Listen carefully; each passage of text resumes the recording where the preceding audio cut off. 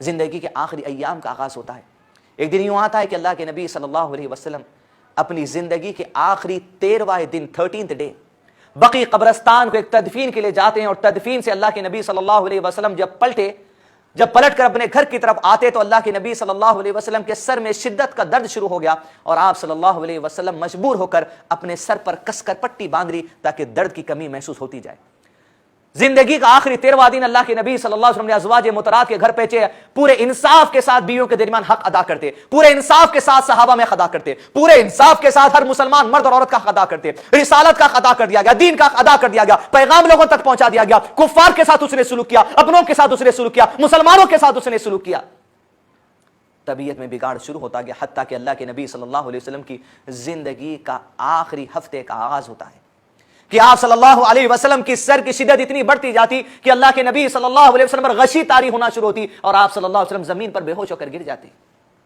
حتیٰ کہ نبی صلی اللہ علیہ وسلم کی زندگی کا ایک دن کرتا چلا گیا, وہ آخری ایام آپ صلی اللہ علیہ وسلم کی آخری 7واں دن گزرتا چلا گیا, آخری 6واں دن گزرتا چلا گیا. اللہ کے نبی صلی اللہ علیہ وسلم کے اصحاب بالخصوص انصار کہتے ہیں, ایک صحابی ہے, میں نے انصار کے ایک مجمع کے سامنے سے گزرا تو دیکھتا ہوں کہ انصار کی جماعت مسجد نبی میں بیٹھ کر رو رہی ہے.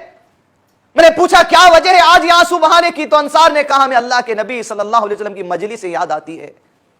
آپ صلی اللہ علیہ وسلم سر پر کس کر پٹی باندھے تھے, مسجد نبی کے ممبر پر چڑھ کر اللہ کے نبی صلی اللہ علیہ وسلم نے صحابہ کرام سے خطاب کیا ہے, میرے اصحاب اگر میں تم میں سے کسی کا اگر ایک پائی باقی ہوں تو آج محمد سے چکا لینا صلی اللہ علیہ وسلم. سامنے صحابی بیٹھے تھے, کہا اللہ کے نبی صلی اللہ علیہ وسلم آپ میرے 3 درہم باقی ہیں. اللہ کے نبی صلی اللہ علیہ وسلم نے کہا کہ فضل میری طرف سے 3 درہم ادا کر دو. 3 درہم ادا کر دیا گیا. وقت بیتتا چلا جاتا, صحابہ کو نصیحت کرتے, اللہ کے نبی صلی اللہ علیہ وسلم نے نصیحت کی جس طرح یہود اور نصارہ نے اپنے انبیاء کی قبروں کو سجدے کی جگہ بنا لیا تھا, اے میری امت کے صاحب جان لو میری قبر کو سجدے کی جگہ نہ بنانا. وقت بیتتا چلا جاتا, اللہ کے نبی صلی اللہ علیہ وسلم کی زندگی کا آخری 4واں دن کی فجر کی نماز آپ صلی اللہ علیہ وسلم نے پڑھائی. طبیعت میں بگاڑ بڑھتا چلا گیا, حتیٰ کہ آپ صلی اللہ علیہ وسلم ظہر کی صلاح پڑھائے, حتیٰ کہ اللہ کے نبی صلی اللہ علیہ وسلم عصر کی صلاح پڑھاتے ہیں, مغرب کی صلاح تک پڑھائے. اس کے بعد آپ صلی اللہ علیہ وسلم مغرب کی صلاح کے بعد مسجد نبی اور گھر کے درمیان جو پردہ تھا, پردہ ہٹا کر جب آپ صلی اللہ علیہ وسلم گھر میں داخل علی, عشاء کی اذان کا وقت ہو گیا, بلال نے اذان دے دی. آپ صلی اللہ علیہ وسلم مسجد میں جانے کے لیے اٹھنے چاہتے کہ طبیعت اتنی بگڑتی کہ آپ صلی اللہ علیہ وسلم بے ہوش ہو کر زمین پر گر جاتے, آپ کے چہرے پر پانی ڈالا جاتا. ازواج مطہرات پوچھتی اللہ کے نبی صلی اللہ علیہ وسلم, پوچھتے اٹھ کر کیا لوگوں نے نماز پڑھ لی؟ ازواج مطہرات کہتے نہیں اللہ کے نبی صلی اللہ علیہ وسلم آپ کے انتظار میں. آپ کے اوپر ٹھنڈا پانی ڈالا جاتا, آپ اٹھنے جاتے لیکن دوبارہ بے ہوش ہو کر زمین پر گر جاتے. ہوش آتا تو پوچھتے کیا لوگوں نے نماز پڑھ لی؟ ازواج مطہرات کہتے نہیں اللہ کے نبی صلی اللہ علیہ وسلم نہیں پڑھی. آپ کے اوپر ٹھنڈا پانی ڈالتا تھا, آپ تیسری بار اٹھنے جاتے, جب جسم میں تکلیف محسوس ہوئی تو آپ نے گھر کا پردہ ہٹا کر اشارہ دے دیا اور ابو بکر صدیق سے کہا کہ ابو بکر امامت کا مصلی تم سنبھال لو. نبی صلی اللہ علیہ وسلم کی زندگی میں 17 نمازوں کی امامت ابو بکر صدیق نے کی رضی اللہ عنہ. جب آپ کی بیٹی عائشہ رضی اللہ عنہ کو اس بات کی خبر ملی کہ میرے والد محترم کو اللہ کے نبی صلی اللہ علیہ وسلم نے امامت کا مرتبہ لگا دیا, تو عائشہ نے کہا اللہ کے رسول صلی اللہ علیہ وسلم ابو بکر کو نماز کے لیے نہیں دینا ذمہ داری, ابو بکر کو امامت کے لیے نہیں ٹھہرانا, اس لیے کہ اللہ کے رسول صلی اللہ علیہ وسلم جب یہ قرآن پڑھتے ہیں بڑی ہی توجہ سے پڑھتے ہیں, بڑے تقوی سے پڑھتے ہیں. یہ قرآن پڑھتے پڑھتے بہت روتے ہیں, ان کی نماز لمبی ہو جائے گی ان کے رونے کی وجہ سے, صحابہ کی نمازیں لمبی ہو جائیں گی رونے کی وجہ سے. اللہ کے نبی صلی اللہ علیہ وسلم ابو بکر کو نماز کے لیے نہ کھڑانا. اللہ کے نبی صلی اللہ علیہ وسلم نے کہا چپ ہو جاؤ عائشہ, تم تو یوسف کی عورتوں کی طرح ہو, خبردار مجھے اس بارے میں کچھ نہیں کہنا. ابو بکر صدیق امامت کے مصلی پر آئے. اللہ کے نبی صلی اللہ علیہ وسلم دو صحابہ کے کندھوں پر ہاتھ رکھ کر زمین پر اللہ کے نبی صلی اللہ علیہ وسلم کے پیر لگڑے جا رہے تھے. آپ صلی اللہ علیہ وسلم کو مسجد نبی میں لایا گیا. ابو بکر صدیق کے بازو کھڑے ہو کر آپ صلاح ادا کرتے ہیں عشاء کی. عشاء کی صلاح کے بعد اللہ کے نبی صلی اللہ علیہ وسلم گھر تشریف لے کر آئے. دوسرے دن آپ صلی اللہ علیہ وسلم دن کے وقت میں ممبر رسول پر بیٹھ جاتے ہیں صلی اللہ علیہ وسلم مسجد نبی میں. اصحاب رسول اللہ صلی اللہ علیہ وسلم کو نصیحت کرتے کہ جزیرۃ العرب سے یہود اور نصارہ کو نکال دو. پھر نصیحت کرتے میں تمہارے درمیان 2 چیزیں چھوڑے جا رہا ہوں, ان کو مضبوطی سے تھام لو تو کبھی گمراہ نہیں ہوں گے. نبی صلی اللہ علیہ وسلم کی زندگی کا آخری 3واں دن بیتتا چلا جاتا, غشی طاری ہوتی, تکلیف کی وجہ سے وقت بیتتے چلے جاتے, حتیٰ کہ اللہ کے نبی صلی اللہ علیہ وسلم کی زندگی کے آخری دن کا سورج ڈوبا. جب رات ہوئی عشاء کی صلاح کے بعد اللہ کے نبی صلی اللہ علیہ وسلم گھر میں عائشہ کے حجرے میں, زندگی کے آخری دن یہ فیصلہ ہو گیا تھا. جب اللہ کے نبی صلی اللہ علیہ وسلم پوچھتے ہوش میں آ کر کل میں کس کے گھر میں رہنے والا ہوں، کون سی بیوی کی باری ہے۔ اللہ کے نبی صلی اللہ علیہ وسلم کا ازواج محترمات سمجھ گئی کہ آپ صلی اللہ علیہ وسلم کی سب سے زیادہ چاہت عائشہ سے ہے، اور کہا اللہ کے نبی صلی اللہ علیہ وسلم زندگی کے سارے دن اب عائشہ کے پاس گزارنا۔ آخری 7 یا 8 دن اللہ کے نبی صلی اللہ علیہ وسلم ماں عائشہ کے گھر میں گزارے۔ رات اندھیری چڑھتی گئی، صبح فجر کی نماز کا وقت ہوا۔ محمد رسول اللہ صلی اللہ علیہ وسلم کے اصحاب بڑے مجمع میں مسجد نبی میں جمع ہے، دل میں بے چینی و بے قراری ہے، ہمارے رسول کی زندگی کیسے گزر رہی۔ مسجد نبی میں حضرت بلال نے اذان دی، حضرت ابو بکر صدیق امامت کے مصلی پر گئے۔ اللہ کے نبی صلی اللہ علیہ وسلم کی زندگی کی آخری اقامت، اللہ اکبر کہہ کر ابو بکر صدیق نے ہاتھ کو باندھا تو اللہ کے نبی صلی اللہ علیہ وسلم نے گھر سے پردہ ہٹایا۔ صحابہ کی ایسی بے چینی سلام میں کہ گویا صلاۃ توڑ دیں اور جا کر پوچھیں اے اللہ کے نبی صلی اللہ علیہ وسلم آپ کی طبیعت کیسی ہے۔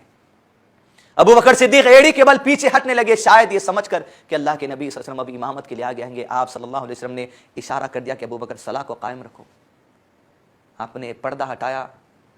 اللہ کے نبی صلی اللہ علیہ وسلم نے جی بھر کے اپنے اصحاب کو دیکھا۔ جب صحابہ کو دیکھ رہے تھے تو اللہ کے نبی صلی اللہ علیہ وسلم ان کو دیکھتے ہوئے مسکرا دیے۔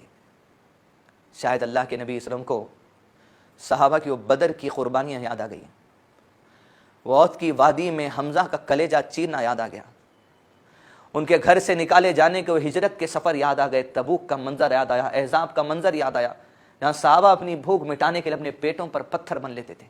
ان کی اطاعت کا جذبہ اللہ کے نبی صلی اللہ علیہ وسلم کے سامنے، وہ کہتے نماز کو قائم رکھو، صلاۃ ادا کی۔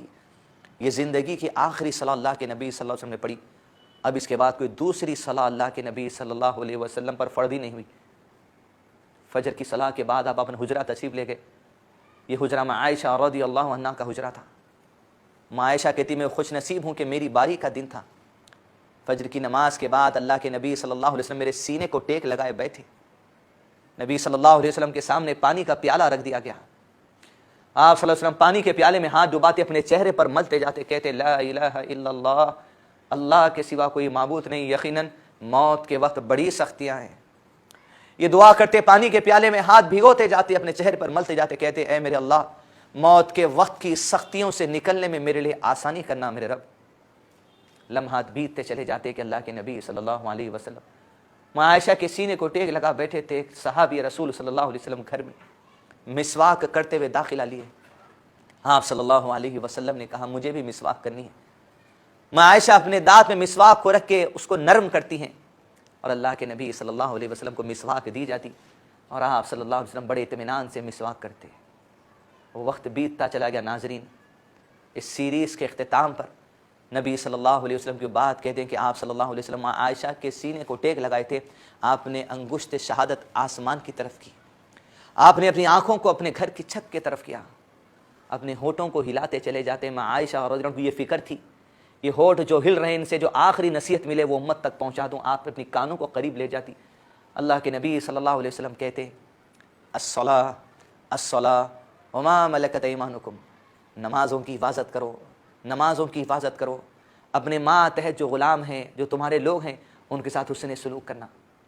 ماں عائشہ کہتی آپ نے انگشت شہادت کو اٹھایا، نظریں گھر کی چھت کی طرف کی، آپ کے ہونٹ ہلتے جاتے اور یہ دعا کرتے کاش کہ اللہ ہم سب کو مرتے وقت میں یہ نصیب کر دے۔